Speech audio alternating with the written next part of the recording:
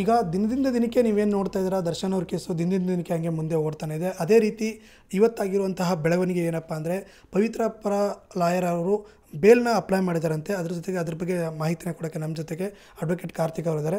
Sir, ಈಗ ಯಾವ ರೀತಿಯಲ್ಲಿ ಅಂದರೆ ಬೇಲ್ನ ಅಪ್ಲೈ ಮಾಡಿದಾರಂತೆ? ಇಲ್ಲ, ಈಗಾಗಲೇ ಅವರು ಯಾವುದು ನಾನು ಮಾಧ್ಯಮಗಳಲ್ಲೇ ನೋಡಿದ್ದು, ಈಗ ದರ್ಶನ್ನ ಒಂದು case CRPC IPC evidence act ಇರಬೇಕಾದ್ರೆ ಎಕ್ಸಿಸ್ಟೆನ್ಸ್ಗೆ ಬಂದಿದ್ದು. FIR ಬಂದು ಇಂಡಿಯನ್ ಪೀನಿಯಲ್ ಕೋಡ್ ಅಂಡರಲ್ಲಿ ಹಾಕಿದ್ದಾರೆ. ಮತ್ತು CRPC ಅಂದರೆ ಏನಪ್ಪ ಅಂತ ಹೇಳಿದ್ರೆ ಕ್ರಿಮಿನಲ್ ಪ್ರೊಸೀಜರ್ ಕೋಡ್ ಅಂತ ಕರಿತೀವಿ. ನಮ್ಮ ಕ್ರಿಮಿನಲ್ ಕೋಡ್ಸ್ ಏನಿದೆ ಈ ಒಂದು ಪ್ರೊಸೀಜರನ್ನ ಪ್ರಕಾರ ಅಪ್ಲಿಕೇಶನ್ಗಳನ್ನ ಹಾಕ್ಕೊಂಡು ನಡೆಯುತ್ತೆ. ಸೊ ಈಗ ಇವರ ಪರವಾದ ವಕೀಲರ ವಾದ ಏನಪ್ಪ ಅಂತೇಳಿದರೆ, ಬೇಲ್ ಅಪ್ಲಿಕೇಶನ್ ಏನಂತ ಸಲ್ಲಿಸಿದ್ದಾರೆ ಅಂತೇಳಿದರೆ, ಈಗ ಚಾರ್ಜ್ ಶೀಟ್ FIR ಆಗಿರೋದು CRPC ಅಡಿಯಲ್ಲಿ IPC ಅಡಿಯಲ್ಲಿ. ಅದಾದ ಸ್ವಲ್ಪ ದಿನದ ನಂತರ ಕಾನೂನು ಚೇಂಜ್ ಆಗುತ್ತೆ. CRPC IPC evidence act correspondence ಆಗಿ CRPC ಕರೆಸ್ಪಾಂಡೆನ್ಸ್ ಆಗಿ ಭಾರತೀಯ ನಾಗರಿಕ ಸುರಕ್ಷಾ ಸಮಿತಿ ಆಗುತ್ತೆ. IPC ಕರೆಸ್ಪಾಂಡೆನ್ಸ್ ಆಗಿ ಭಾರತೀಯ ನ್ಯಾಯ ಸಮಿತಿ ಆಗುತ್ತೆ. ಎವಿಡೆನ್ಸ್ ಆ್ಯಕ್ಟಿನ ಕರೆಸ್ಪಾಂಡೆನ್ಸ್ ಆಗಿ ಭಾರತೀಯ ಸಾಕ್ಷಿ ಅಧಿನಿಯಮ ಆಗುತ್ತೆ. ಸೊ ಇವರ ಪರವಾದ ವಕೀಲರ ವಾದ ಏನಪ್ಪ ಅಂತೇಳಿದ್ರೆ, ಚಾರ್ಜ್ ಶೀಟನ್ನು ಒಂದು ಹೊಸ ಕಾನೂನಿನ ಅಡಿಯಲ್ಲಿ ಸಲ್ಲಿಸಬೇಕು ಅಂತ ಹೇಳ್ಬಿಟ್ಟು ಇವರ ಪರವಾದ ವಕೀಲರ ವಾದ. ಸೊ ಅದ್ರ ರಿಗಾರ್ಡಿಂಗು ಅವರು ಒಂದು ಬೇಲ್ ಅಪ್ಲಿಕೇಶನನ್ನು ಸಲ್ಲಿಸಿದ್ದಾರೆ. ಆ ಬೇಲ್ ಅಪ್ಲಿಕೇಶನ್ನು 187 ಕ್ಲಾಸ್ 2 ಅಂಡರಲ್ಲಿ ಸಲ್ಲಿಸಿದ್ದಾರೆ. ಈಗ 187 ಕ್ಲಾಸ್ 2 ಏನಪ್ಪ ಅಂತ ಹೇಳಿದ್ರೆ, ಈಗ ಒಂದೊಂದು ಅಫೆನ್ಸಿಗೆ ಒಂದೊಂದು ಇಂತಿಷ್ಟು ದಿನಗಳ ಕಾಲ ಪೀರಿಯಡ್ ಆಫ್ ಟೈಮ್ ಇನ್ವೆಸ್ಟಿಗೇಷನ್ ಮಾಡೋದಕ್ಕೆ ಟೈಮ್ ಇರುತ್ತೆ. ಇನ್ವೆಸ್ಟಿಗೇಷನ್ ಮಾಡಿ ಚಾರ್ಜ್ ಶೀಟನ್ನು ಕೋರ್ಟಿಗೆ ಸಲ್ಲಿಸೋದಕ್ಕೆ ಟೈಮ್ ಇರುತ್ತೆ. ಕೆಲವೊಂದು ಅಫೆನ್ಸ್ಗಳಲ್ಲಿ 60 ದಿನ ಇರುತ್ತೆ, ಕೆಲವೊಂದು ಅಫೆನ್ಸ್ಗಳಲ್ಲಿ 90 ದಿನ ಇರುತ್ತೆ, ಕೆಲವೊಂದು ಅಫೆನ್ಸ್ಗಳಲ್ಲಿ 180 ದಿನ ಇರುತ್ತೆ. ಇಂತಿಷ್ಟು ದಿನಗಳ ಕಾಲ ಅವರು ಇನ್ವೆಸ್ಟಿಗೇಷನನ್ನು ಮಾಡಿ ಚಾರ್ಜ್ ಶೀಟನ್ನು ಕೋರ್ಟಿಗೆ ಸಲ್ಲಿಸಬೇಕಾಗಿರುತ್ತೆ. ಆ ಚಾರ್ಜ್ ಶೀಟನ್ನು ಯಾವ ಸೆಕ್ಷನ್ನಲ್ಲಿ ಸಲ್ಲಿಸ್ಬೋದು? 173 CRPC ಅಡಿಯಲ್ಲಿ ಇವರು ಸಲ್ಲಿಸಿದ್ದಾರೆ. ಯಾರು? ದರ್ಶನ್ ಕೇಸಲ್ಲಿ. ಸೊ ಈಗ ಇವರ ಪರವಾದ ವಕೀಲರ ವಾದ ಏನಪ್ಪ ಅಂತೇಳಿದರೆ, ಕಾನೂನು ಚೇಂಜ್ ಆಗಿದೆ. ಫಸ್ಟು FIR ಆಗಿರೋದು CRPC IPC ಇರಬೇಕಾದ್ರೆ, ಬಟ್ ಇವಾಗ ಕಾನೂನು ಚೇಂಜ್ ಆಗಿದೆ. ಅದಕ್ಕೆ ಹೈಕೋರ್ಟಿನ ಜಡ್ಜ್ಮೆಂಟ್ ಕೂಡ ಇದೆ, ಸುಪ್ರೀಂ ಕೋರ್ಟಿನ ಜಡ್ಜ್ಮೆಂಟ್ ಕೂಡ ಇದೆ. ಅದನ್ನು ಇವಾಗ BNSS ಅಡಿಯಲ್ಲಿ ಇವರು ಸೆಕ್ಷನ್ ಹಾಕಿ ಚಾರ್ಜ್ ಶೀಟನ್ನು ಸಲ್ಲಿಸಬೇಕಾಗಿತ್ತು ಕೋರ್ಟ್ಗೆ. ಅದನ್ನು ಅವರು ಮಾಡಿಲ್ಲ. ಸೊ ಆದ್ದರಿಂದ ಇವರು ಚಾರ್ಜ್ ಶೀಟೇ ಹಾಕಿಲ್ಲ ಅಂತ ಹೇಳ್ಬಿಟ್ಟು ಅವರು 182 ಸಬ್ ಕ್ಲಾಸ್ 2 ಅಂಡರಲ್ಲಿ ಡಿಫಾಲ್ಟ್ ಬೇಲನ್ನು ಕೋರ್ಟ್ಗೆ ಸಲ್ಲಿಸಿದ್ದಾರೆ.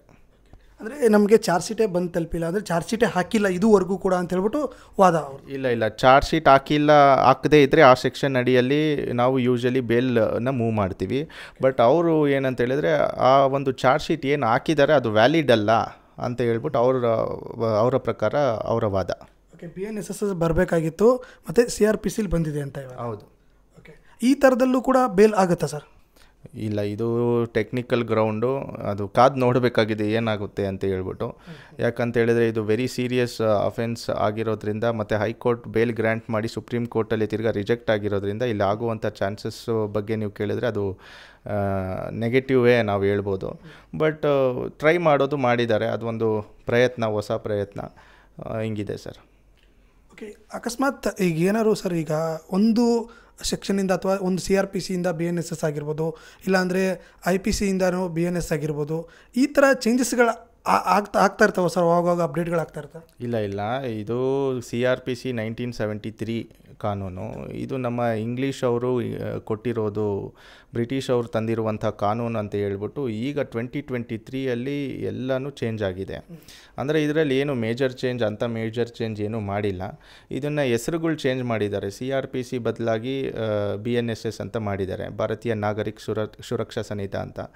IPC ಪ್ರಕಾರ ಅದಕ್ಕೆ ಕರೆಸ್ಪಾಂಡೆನ್ಸ್ ಆಗಿ ಭಾರತೀಯ ನ್ಯಾಯ ಸಮಿತಿ ಅಂತ ಮಾಡಿದ್ದಾರೆ. ಎವಿಡೆನ್ಸ್ ಆ್ಯಕ್ಟ್ ಈಗ ಕರೆಸ್ಪಾಂಡಿಂಗ್ ಪ್ರಾವಿಷನ್ ಬಂದ್ಬಿಟ್ಟು BSA, ಭಾರತೀಯ ಸಾಕ್ಷಿ ಅಧಿನಿಯಮ ಅಂತ ಮಾಡಿದ್ದಾರೆ ಅಷ್ಟೇ. ಆ ಸೆಕ್ಷನ್ ಏನಿರುತ್ತೆ, ಇದ್ರ ಹಿಂದೆ ಏನಿತ್ತು ಅದೇ ಸೆಕ್ಷನ್ ಇದು ಬೇರೆ ಆಗಿರುತ್ತೆ. 302 ಇರೋದು 103 ಆಗಿದೆ. 302 ಪನಿಷ್ಮೆಂಟ್ ಫಾರ್ ಮರ್ಡರ್, ಅದು ಇವಾಗ 103 ಆಗಿದೆ. 420 318 ಆಗಿದೆ. ಸೊ ಈ ಥರ ಸೆಕ್ಷನ್ಗಳು ಮಾತ್ರ ಚೇಂಜ್ ಮಾಡಿದ್ದಾರೆ. ಈ ಪ್ರಾವಿಷನ್ ಅವಾಗವಾಗ ಏನು ಚೇಂಜ್ ಆಗಲ್ಲ. ಇದು ತುಂಬ ಹಳೆಯ ಕಾನೂನು, ನಮ್ಮ ಬ್ರಿಟಿಷ್ ಅವರು ತಂದಿರುವಂಥ ಕಾನೂನು ಅಂತ ಹೇಳ್ಬಿಟ್ಟು ಈಗ 2023 ಇದನ್ನು ಅಮೈಂಡ್ಮೆಂಟ್ ತಂದಿದ್ದಾರೆ. ಸರ್ ಏನಂದರೆ ಇವಾಗ ದರ್ಶನ್ ಅವರ ಕೇಸ್ ಆಗಿದ್ದು RPCಯಲ್ಲೇ CRPCಯಲ್ಲೇ ಆಗಿದ್ದು. ಹೌದು, ಅದು ಆಗಿರೋದು CRPCಯಲ್ಲೇ ಆಗಿದೆ. CRPC IPC ಎವಿಡೆನ್ಸ್ ಆ್ಯಕ್ಟಲ್ಲೇ ಮುಂದುವರಿಬೇಕು ನಮ್ಮ ಪ್ರಕಾರ. ಹಂಗೆ ಮುಂದುವರಿಯೋದು ನಮ್ಮ ಒಂದು ಲೀಗಲ್ ನಾಲೆಜ್ ಪ್ರಕಾರ ಅದೇ ರೀತಿ ಮುಂದುವರಿಯುತ್ತೆ. ಬಟ್ ಈಗ ಇವರು ಬೇಲ್ ಅಪ್ಲಿಕೇಶನ್ನ ಸಲ್ಲಿಸಿದ್ದಾರೆ. ಕಾದು ನೋಡಬೇಕಾಗಿದೆ ಏನು ನ್ಯಾಯಾಲಯ ಜಡ್ಜ್ಮೆಂಟ್ನ ಏನು ಆರ್ಡರ್ನ ಹೊರ ಹಾಕುತ್ತೆ, ಕಾದು ನೋಡಬೇಕಾಗಿದೆ. ಅಂದರೆ ನನಗೆ ಅಂದ್ಕೊಂಡಿರೋ ಪ್ರಕಾರ ಏನಂದರೆ ಅಂದರೆ ಈ ಜಡ್ಜ್ಮೆಂಟ್ ಬರೋವರೆಗೂ ಈ ಕೇಸ್ ಖುಲಾಸ್ ಆಗೋವರೆಗೂ ಕೂಡ ಇದೇ ಮುಂದುವರಿಬೇಕು ಅಂತಲ್ಲ, ಯಾವುದು ಹೋಗ್ಬೇಕಂತ. ಹಾಂ, ಯೂಶ್ವಲಿ FIR CRPCಯಲ್ಲಿ ಆಗಿದ್ದರೆ, IPC CRPCಯಲ್ಲಿ ಆಗಿದ್ದರೆ ಅದೇ ಇದರಲ್ಲಿ ಮುಂದುವರಿಬೇಕು ಅಂತಲೇ ಕಾನೂನು ಹೇಳುತ್ತೆ. ಹೌದು, ನಮ್ಮದು ಈಗ ಸುಮಾರು ಕೇಸ್ಗಳಿದೆ, ಅದೆಲ್ಲನೂ ಅದೇ ಸೆಕ್ಷನ್ ಪ್ರಾವಿಷನ್ ಅಂಡರಲ್ಲಿ. ಈಗ ಟ್ರಯಲ್ ಇರುತ್ತೆ, ಟ್ರಯಲಲ್ಲಿ ನಾವು ಸೆಕ್ಷನ್ಗಳು ಹಾಕಬೇಕಾಗಿರುತ್ತೆ, ಕೆಲವೊಂದು ಸೆಕ್ಷನ್ಗಳು. ಅದು ಡೈಲಿ ಬೇಸಿಸ್ ಯೂಸ್ ಆಗುತ್ತೆ ಅದು ನಮಗೆ ಆ ಸೆಕ್ಷನ್ಗಳು. ಈಗ ಆರೋಪಿ ಬಂದಿಲ್ಲ ಅಂತ ಹೇಳಿದ್ರೆ ಎಕ್ಸಂಪ್ಷನ್ ಅಪ್ಲಿಕೇಶನ್ನು, ಅದು 346 ಈಗ ಹೊಸ ಕಾನೂನು ಅಡಿಯಲ್ಲಿ BNSS ಅಡಿ.